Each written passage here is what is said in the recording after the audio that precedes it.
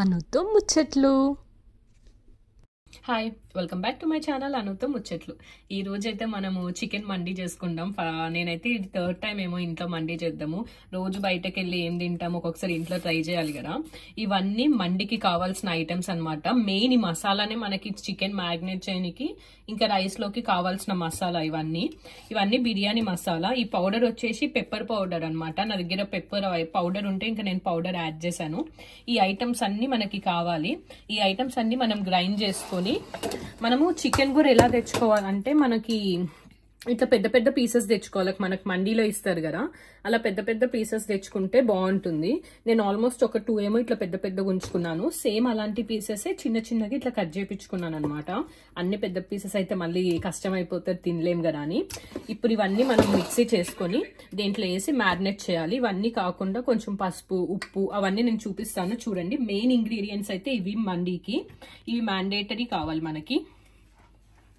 సరే, ఇప్పుడైతే ఇందాక చూపించిన మసాలా మొత్తం పౌడర్ చేసేసాను అనమాట. ఈ పౌడర్ అనేది ఇప్పుడు చికెన్ లో వేసి పసుపు, ఉప్పు, కారం, కొంచెం అల్లం ఎల్లిగడ్డ పేస్ట్, కొంచెం ఉండి లేనట్టు చాట్ మసాలా, కొంచెం లైట్ గా నిమ్మకాయ పిండుకొని మనం మ్యారినేట్ చేసి ఫ్రిడ్జ్ లో ఒక 1 అవర్ కానీ 2 అవర్స్ కానీ పెట్టుకోవాలన్నమాట.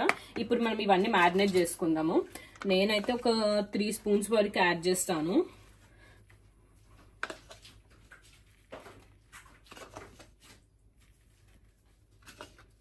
3.5 యాడ్ చేస్తున్నాను.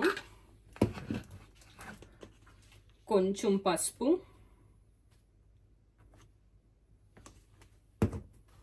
లైక్ చికెన్ కి సరిపడా సాల్ట్, లైక్ కొంచెమే కారం, ఎందుకంటే మనం ఇందాక మసాలా ఎండుమిర్చి ఇంకా మిరియాలు యాడ్ చేసాం కాబట్టి చాలా కొంచెం కారం యూజ్ చేసుకోవాలి. అండ్ అల్లం ఎల్లిగడ్డ పేస్ట్,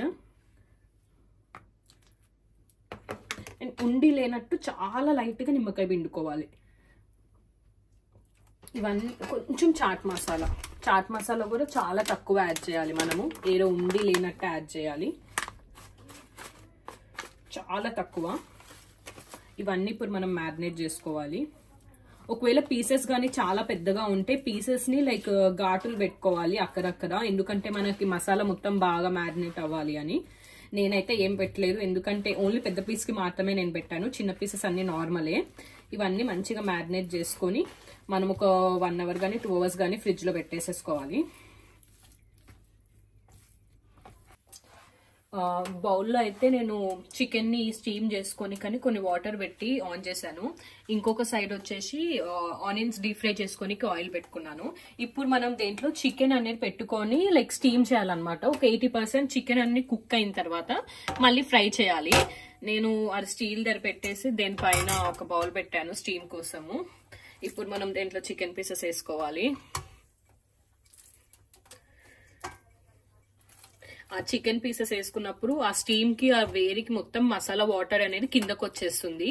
ఆ వాటర్ మనం తర్వాత ఆ రైస్ కుక్ చేసుకునేటప్పుడు ఎసురు లెక్క యూజ్ చేసుకోవాలి. మిగతా పీసెస్ మళ్ళీ ఇంకొక సెకండ్ టైం పెడతాను. ఐ హోప్ సరిపోతాయా. ఇప్పుడు మనం మూత పెట్టేసుకొని ఇది స్టీమ్ అవ్వనివ్వాలి ఒక 80% కుక్ అయ్యే వారికి. అది 80% కుక్ అయిన తర్వాత మళ్ళీ ఫ్రై చేసుకోవాలి. ఇప్పుడు ఆనియన్స్ ని మనము డీప్ ఫ్రై చేసుకోవాలి, ఫ్రైడ్ ఆనియన్స్ లెక్క.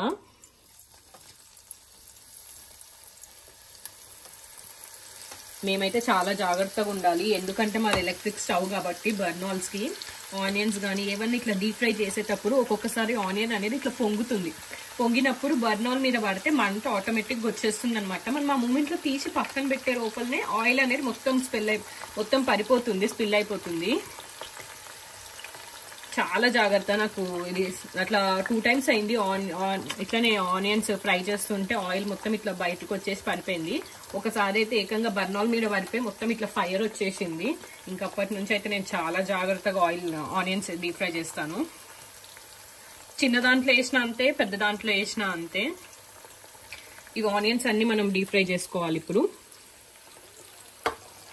డ్రై ఫ్రూట్స్ అనేవి రోస్ట్ చేసుకున్నాను. డ్రై ఫ్రూట్స్ ఇంకా ఆనియన్స్ అవి పక్కన పెట్టేసుకున్నా. అదే నెయ్యిలో నేను ఇప్పుడు చికెన్ ని హాఫ్ స్టీమ్ అయిన చికెన్ ని ఫ్రై చేసుకున్నాను.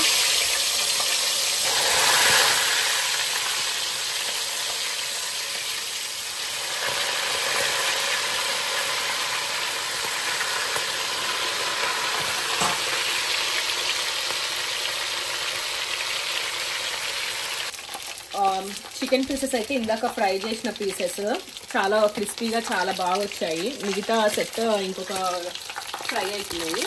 ఇప్పుడు మళ్ళీ మనం ఏం చేయాలంటే రైస్ కోసము లైక్ గీ కానీ ఆయిల్ కానీ వేసుకొని దాంట్లో ఆనియన్స్ వేసేయాలన్నమాట. మన రైస్ క్వాంటిటీని బట్టి మనం ఆనియన్స్ వేసుకోవాలి.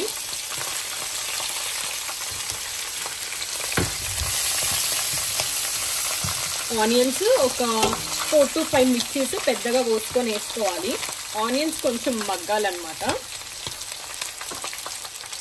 ఇందాక ఆనియన్స్ వేసాయి కదా, ఆనియన్స్లో కొన్ని పచ్చిమిర్చి కొంచెం కొత్తిమీర పుదీనా వేసి ఇలా ఫ్రై చేసుకోవాలి.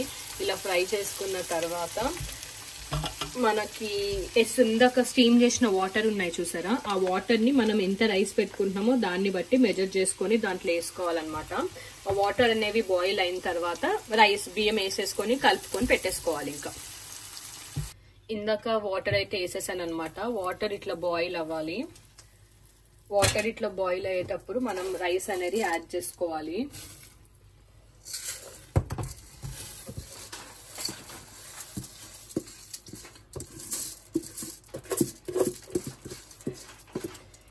రైస్ ఇట్లా యాడ్ చేసేసుకున్న తర్వాత మనం ఎసురు పోసినప్పుడే ఒకసారి సాల్ట్ అవన్నీ సరిపోయేమో లేవో చూసుకోవాలి. ఒకవేళ సాల్ట్ సరిపోకపోతే యాడ్ చేసుకోవాలి. And one more thing, spice అనేది కొంచెం తక్కువ ఉంది అని అనిపిస్తే మనం ఫస్ట్ లో మసాలా గ్రైండ్ చేసుకున్నాం కదా, ఆ మసాలా కూడా 1-2 స్పూన్స్ యాడ్ చేసుకోవచ్చు ఎసురు ఉడికేటప్పుడే. ఒక్కసారి మనం రైస్ వేసిన తర్వాత ఏం చేయొద్దు. ఇందాక నేను కొత్తిమీర పుదీనా కూడా వేసుకున్నాను. ఇప్పుడు మనం మూత పెట్టేసుకొని దాన్ని అవనిద్దామే అన్నంని. అన్నం ఆల్మోస్ట్ కుక్ అయ్యే మూమెంట్ లో ఎసురంతా అయిపోయిన తర్వాత ఫ్రైడ్ ఆనియన్స్, కొంచెం డ్రై ఫ్రూట్స్, కొంచెం నెయ్యి వేసుకోవాలి. నేను ఆల్మోస్ట్ నెయ్యిలోనే చికెన్ ఇంకా ఆనియన్స్ ఏంపింది నెయ్యిలోనే కాబట్టి నేను నెయ్యి వేయట్లేదు అనమాట. మనం ఫ్రైడ్ పీస్ చేసుకున్నాం కదా చికెన్ ని, అవంతా పెట్టేసుకోవాలి రైస్ పైన. రైస్ పైన పెట్టేసుకొని ఒక 5 minutes వరకు ఇట్లా స్టీమ్ ని చేసామనుకో చాలా బాగుంటుంది. కొంచెం కొత్తిమీర పుదీనా,